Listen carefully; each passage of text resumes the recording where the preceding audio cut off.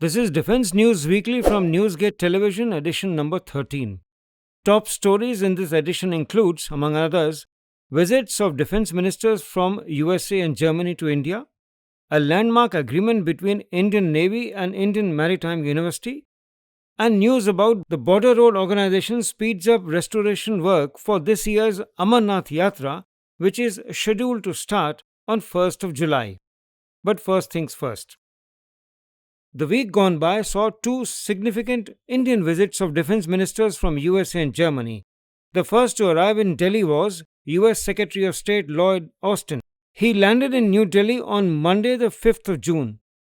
Though it was not officially stated, US has agreed for a partnership of final development of engine for LCA Mark II, the India's indigenous fighter jet. The formal announcement is expected to be made later this month when Prime Minister Narendra Modi goes to United States. On Tuesday, Defence Minister Rajnath Singh hosted his German counterpart Boris Pistorius. The Germans have agreed to invest in Indian defence production units in both the North Defence Corridor in Uttar Pradesh as well as in the South Defence Corridor in Tamil Nadu.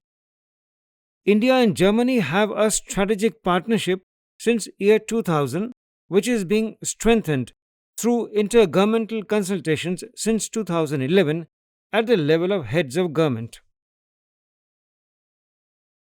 Following his bilateral meeting with Rajnath Singh, German Federal Minister of Defense Boris Pistorius attended an event of innovations for defense excellence, that is IDEX, startups at Research and Innovations Park located at Delhi's IIT.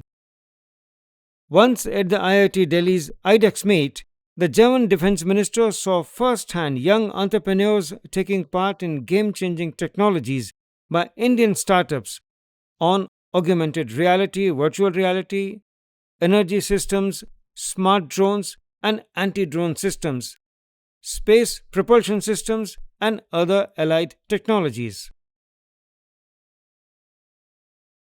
News from Indian Navy speak of landmark far-reaching agreement that was signed between the Indian Maritime University for a long-term technical collaboration. To this effect, on June the 2nd, a Memorandum of Understanding was signed in New Delhi to set forth the procedures towards collaboration in fields of training, joint research and development and collaborative courses. Experts from Center of Excellence in Marine Engineering located at INS Shivaji in Lonavala now will be able to impart skills to the faculty and students of Indian Maritime University at Chennai. In an endeavor to bring corporate companies and ex-servicemen on a common platform to generate more employment opportunities for them, a Memorandum of Understanding was signed between Director General of Resettlement under Department of Ex-Servicemen of the Ministry of Defence and Messrs. Maritime Tech Private Limited. The agreement was given a formal approval on June the 2nd in New Delhi. This agreement to rehabilitate ex-servicemen will help in achieving the objectives of dignified second career to ex-servicemen by supporting their transition into civilian life. In addition, it would bridge the gap between skilled manpower and career opportunities available locally. The Border Road Organization will complete the restoration works on Amarnath track by 15th of June, well before Yatra commences on 1st of July. The scope of work involves snow clearance, widening of track, restoration of all foot bridges, fixing of handrails, construction of breakwalls.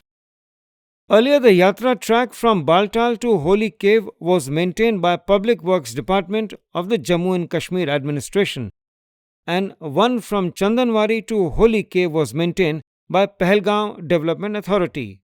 The tracks were handed over to the BRO in September 2022 for maintenance and upgradation. As part of Indian Navy's long-range deployment, INS Trishul visited Port Anjuan of Comoros Islands from 31st of May till 2nd of June. As part of the visit, Captain Kapil Kaushik, the commanding officer, called on senior government officials at Anjuan professional interactions with Comoros Armed Forces and Comoros Coast Guard, sports fixtures, and joint yoga sessions with Comoros Defense Forces were undertaken by the ship during the stay in harbour. A training workshop on maintenance of OBMs was conducted for Comoronian Coast Guard personnel.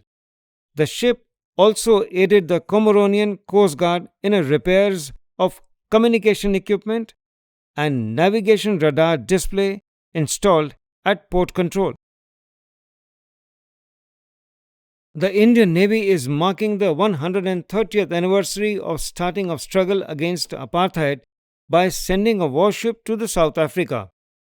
A small contingent from Indian Navy's warship INS Trishul took part in a commemorative event at Pietermaritzburg in Durban, South Africa, the very place from where it all started on 7th of June in the year 1893, when Mahatma Gandhi became victim of discrimination when he was unceremoniously unseated from a first-class cabin in a moving train at the behest of a white man who objected at Gandhi being a non-white sitting in a first-class coach. The incident is considered to be the trigger which led Gandhiji's fight against racial oppression and to the birth of Satyagraha. The visit of INS Trishul also marks the 30 years of re-establishment of diplomatic relations between India and South Africa. Indian Army Chief General Manoj Pandey on Tuesday visited Bangladesh Military Academy in Chittagong, where he reviewed the grand passing out parade of officer cadets of the 84th Long Course and interacted with them. General Pandey was on a 2-day visit to Bangladesh. His second visit to the country as Army Chief also facilitated the award winners of the passing out course for their exemplary performance. The Indian Army Chief interacted with the cadets and presented the Bangladesh India Friendship Trophy, instituted for the best foreign cadet from friendly foreign countries of passing out course from the Bangladesh Military Academy. It may be recalled that General Pandey had visited Bangladesh in July last year on his first foreign visit after assuming charge of the top post. General Pandey laid a wreath at Shikha Arniban and paid tributes to soldiers who laid down their lives for the liberation of Bangladesh. Bangladesh Chief of Army Staff had visited India in April earlier this year and reviewed the passing out parade at Officers Training Academy at Chennai.